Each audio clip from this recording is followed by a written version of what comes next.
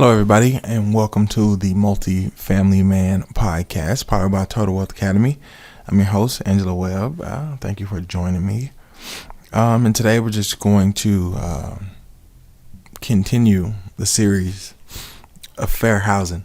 On the last episode, if you haven't checked that one out, that one was regarding handicap status or disability status. Those terms are used interchangeably. Some states call it disability. Federally, it's called handicap.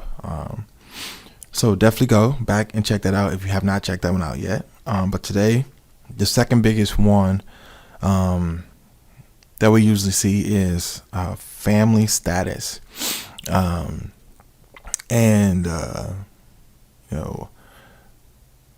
Sometimes people discriminate. Again, a lot of these people are breaking these rules or breaking fair housing laws, and they have no idea. A lot of times they're just being nice, or having normal conversation, and don't realize that that one particular question or one particular action could actually be violating fair housing. But again, family status. So in 1988, the Fair Housing Act was amended to add family status as a protected group. So if you're denied an opportunity to buy or rent a home or apartment, or given false information by a house provider because of your family status, you are a victim of illegal housing discrimination. It's also illegal for landlords or other housing providers to treat in-place residents different because of their family status. Okay. In the fair housing law, familial status has a specific and limited meaning: the presence of children under the age of 18 in the household. All right. So that's what the family status is, what it protects, and what you can and can't do. So sometimes there's exceptions to this rule in a way, right? A lot of them, local municipalities, counties, or states. I don't know about states. I take that back.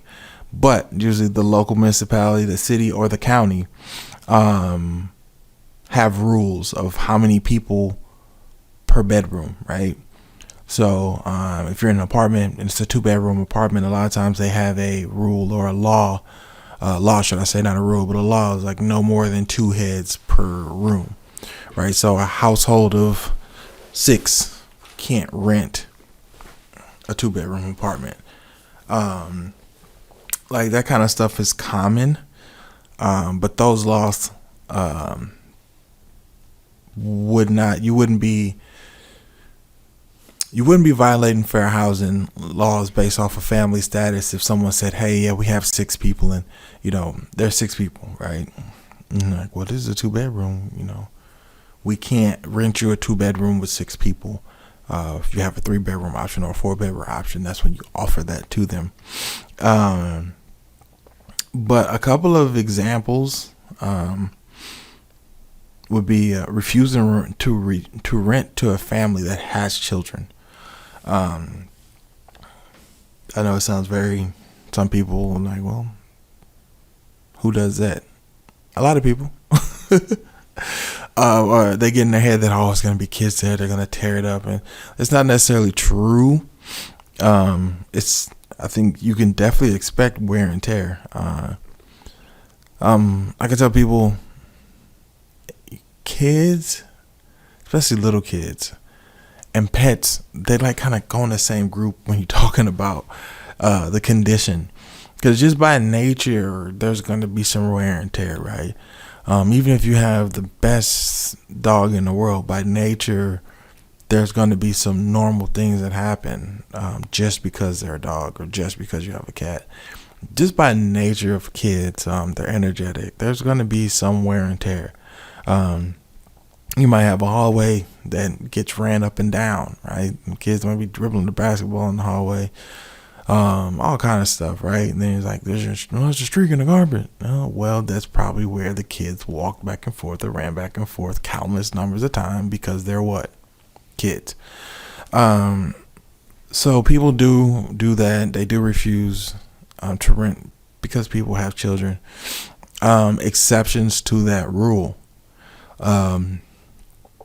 If it's a 55 and older community, 65 and older community, and even within those, there's usually, again, depending on the local laws or state laws, there's usually some wiggle room in there. It's usually like 90% or 95% of the residents have to meet that requirement. So if it's like, 65 plus, 90 to 95% have to be not 65 or older. So sometimes you'll go to those areas and you'll be like, yo, a kid lives here. All right. Or like, a young adult lives here.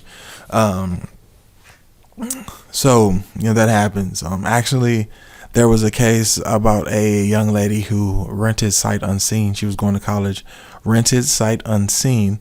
She got to the property and it was a 65 and older property. And you have this young lady, who's like 19, 20 years old going to college. And she was the only person there under 65. Actually, if I can, I'll actually try and find the link and put a link to that story below. It's a great story. So there are exceptions to renting to people with children. Also, that goes the other way, renting to people without children. Some people pride their properties on be like family friendly or family properties. You can't deny somebody because they don't have kids, right? So that goes both ways. Another one is charging a higher security deposit to families with children, even if the family has a good rental history. Again, this kind of goes back to expecting there to be more damage because they're children. You cannot charge a higher security deposit simply because of the size of the family or the mixture of the makeup of the family. It's illegal. Okay, you charge them based off what you would charge anyone, right? And it's all based off of the adults in the house, right? And the 18 and older in the house, and what they're once you run them through the system and do the background checks and all that good stuff. If they come out, if their results from running their application are good, and for anyone else that's good, you would only do 1 month's deposit. It has to be the same for them. Okay. I kind of went over this one. Overly restrictive occupancy limits in California. Again, California's like a unicorn, man. They got some crazy laws out there. I don't think anybody could give me a damn property in California as far as multifamily. I'm sorry. I don't even think somebody could give me that.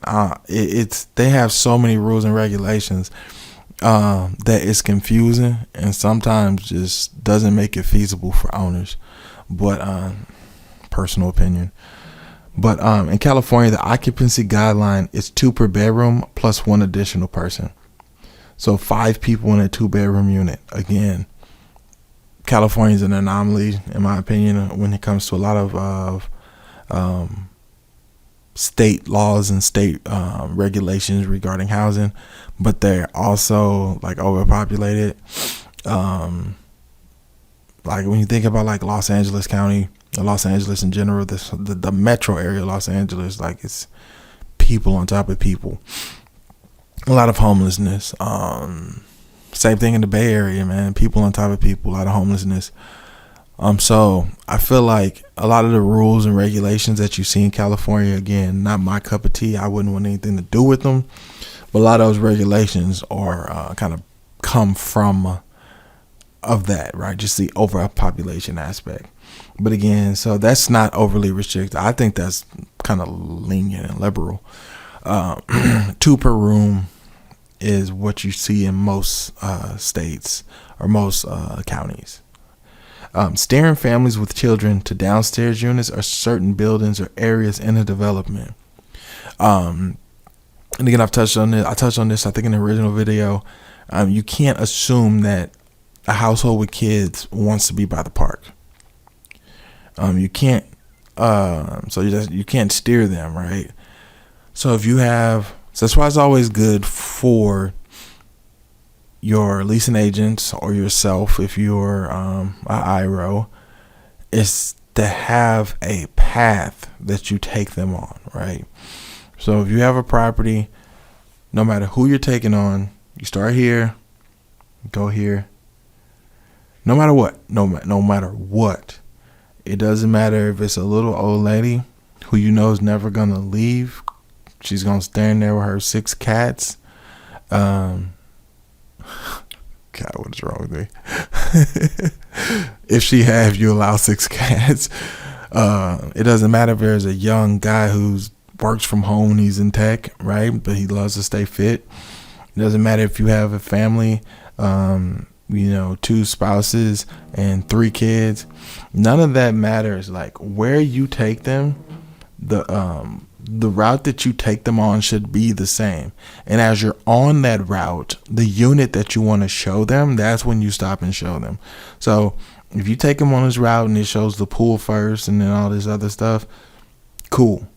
And then once you get to that part where the apartment is that they're specifically looking at, good. Show them that and then continue on that tour as you always do.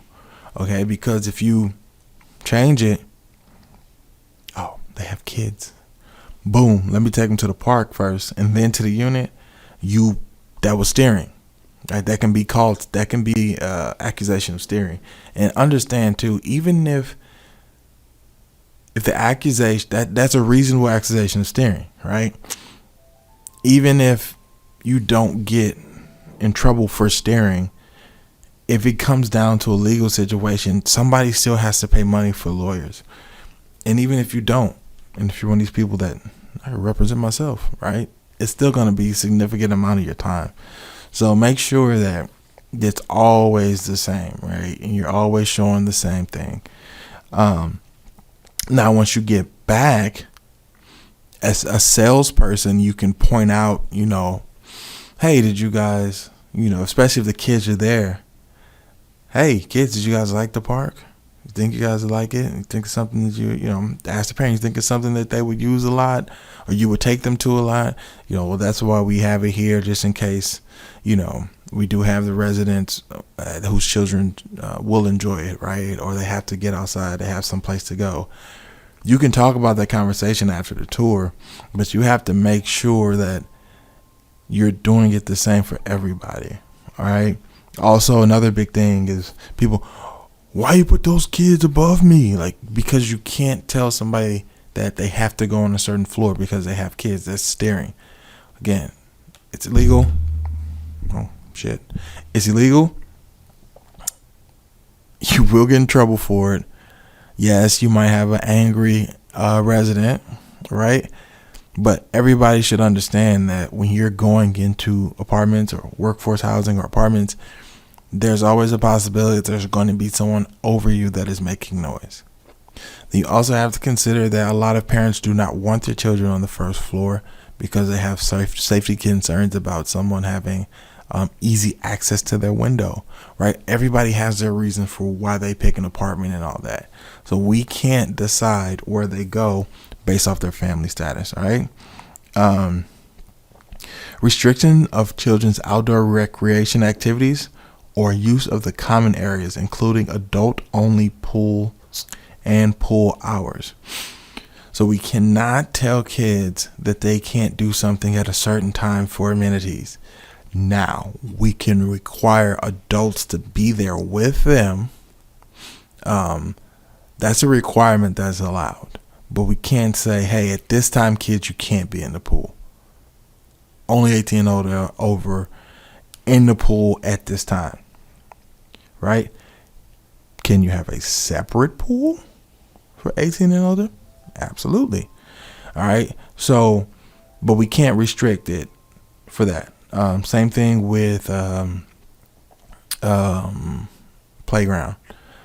most gyms are going to say, the kid has to be 13 or older anyway, right? Community area, but again, a lot of times it requires the parent to be there. If you have an office or something like that and the kids need to use a computer, you can't restrict the times that they can use it just to them, or exclude them at certain times. All right. Interference with the resident's right to operate a licensed in-home daycare facility or to have foster children. This one is one of those two that's kind of a catch-22. Foster children, there's really no way around that. If somebody wants to be a foster parent, bless their heart too. Thank you. There are over 400,000 kids in our foster care system here in America. That's an astounding number. So foster parents and people that are bringing in foster kids and taking care of these kids, God bless them. We appreciate you if you're out there and you're listening. And if you guys foster parents, no way to really get around that unless bringing in that foster kid puts them over the occupancy allowed. That's when that could be an issue. Operating a licensed in-home daycare facility, the way that your lease is written is what determines if that's allowed or not. Because you can literally say in your lease that people are not allowed to run a business out of their apartment, out of the unit, right? So even at that point, even if they do have a license for in-home daycare, if they've signed a lease saying that, hey, I won't run a business out of my apartment, and I agree to not do this, and I agree, okay, you're telling me I can't do this, and I'm telling you I won't do this, then they can't do it. If you don't have that verbiage, inside of your lease, they can do it. Okay. And again, these are something like that is something that most people don't know. Even people that work in the industry don't know that that's a fair housing issue and could be a potential fair housing issue. Now, some people work from home, which is different from operating a business out of your home. Completely different. Okay. All right. Then another thing is increasing rent or giving a rent surcharge because a resident brings a child into the household. Okay. So if I come to your apartments, come to your communities, and you lease me a 1-bedroom for $1,000. And then 4 months later, I'm like, hey man, I gotta take my little cousin in. I need to add him to the lease, right? And then I go through the process to do that and show that he can be in my custody, blah, blah, blah, blah, blah. You can't turn around and be like, all right, man, well, your rent's going up $1,100 since you've added your cousin, right? Or since you've added your kid. Foster parents, since you're fostering this kid, your rent's going to go up. So there can be a rent surcharge for adding people to the lease. Again, sounds crazy, but it happens. All right. And to anybody listening to this, if you think that you've been denied housing because of your family status, definitely get with your local I'm just keep it real, man. Go get you a lawyer. Report it to the housing authority, to the county, whoever you got to report it to, however they do it, where you're from, and let it be known.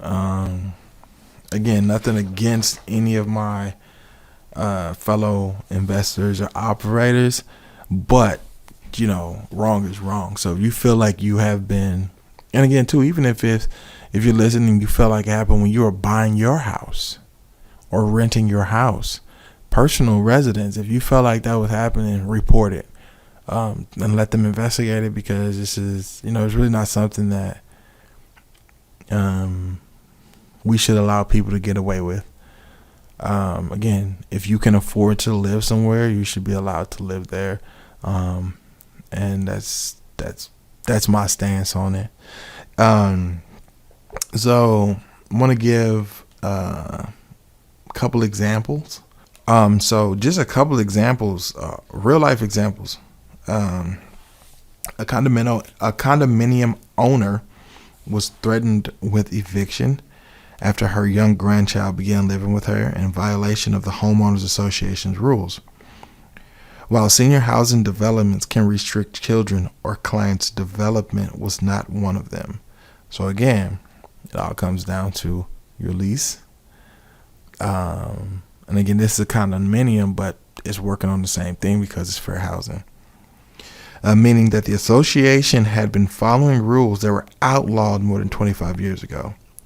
So in this case, the person did contact a lawyer who had contacted the association and demanded that they withdraw the eviction threat. And in the change in association's rules and policies restricting children. And they actually did do that. Again, people have to understand laws change. And this is why I say you should be up on fair housing every year. This is why in the industry, all the major players, not even just the major players, all management companies, most management companies require their their employees to do something like Grace Hill, where they go over everything. You have to take a test and pass it, and it shows that you're certified for these things, because it changes. For instance, this condominium association, I guess they didn't get the memo from 1988 about familiar status, and they was stuck like Chuck. They was trying to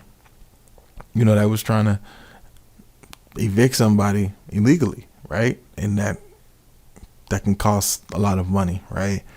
Another one, mobile home park out in California. I told y'all, man, California don't play, man.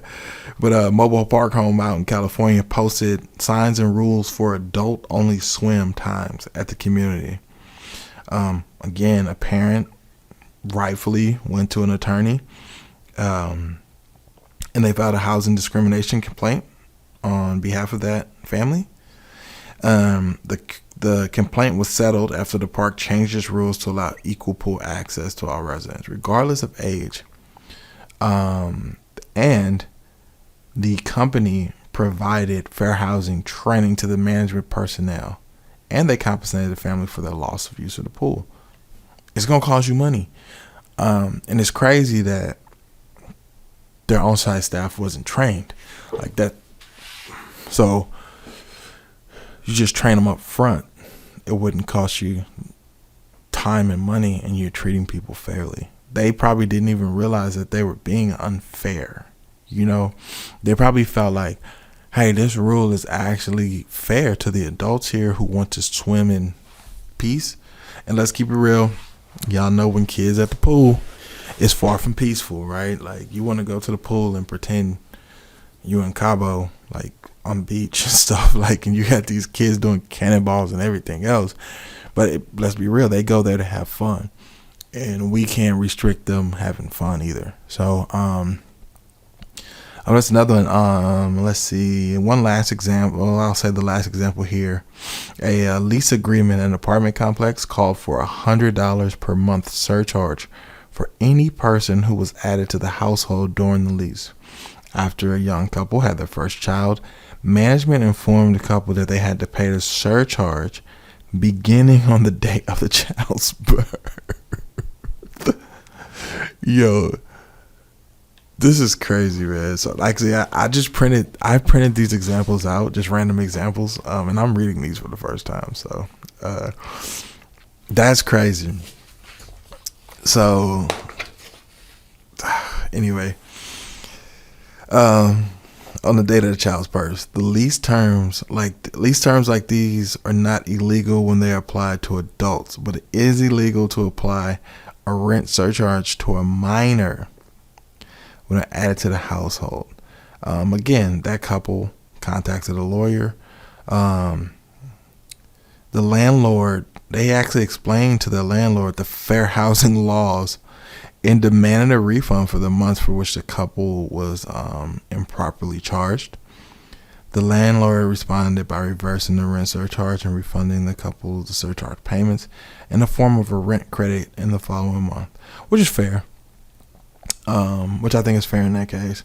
But so that's a big thing, guys, is making sure that when different families or different family statuses walk in, again, most of these have to do with people with kids.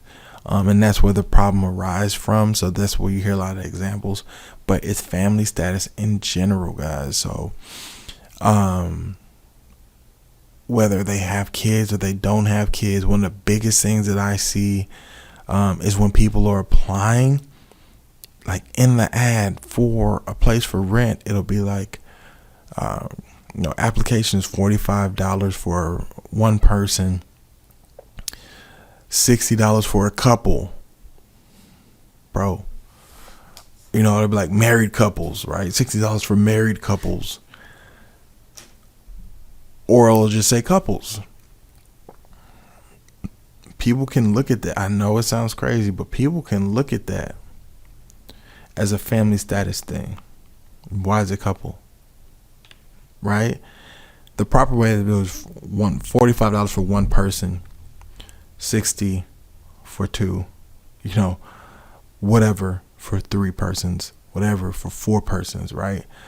That's something simple. So the biggest thing with fair housing, guys, is training and understanding what it is, especially if you have more than 5 units. And again, it's a Multifamily Man podcast, so this is what we're really talking about, is having 5 units or more, and it's a commercial property.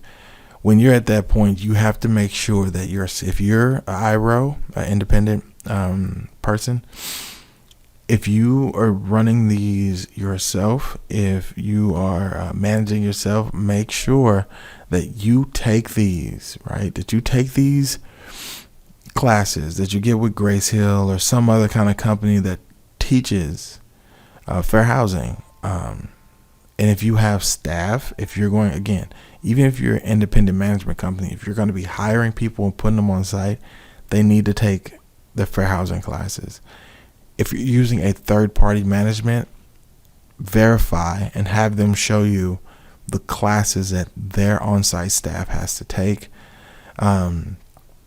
regarding fair housing, so that you're protected.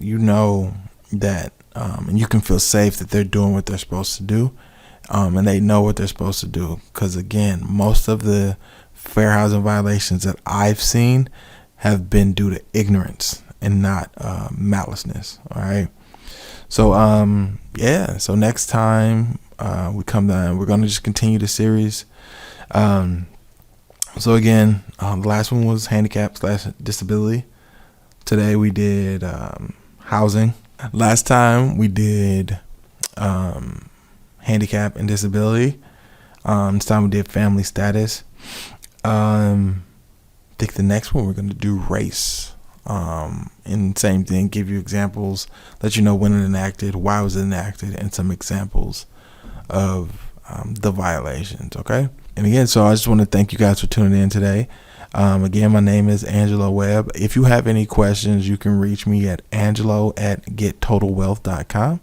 And thank you for tuning in to the Multifamily Man podcast today, powered by Total Wealth Academy. Thank you.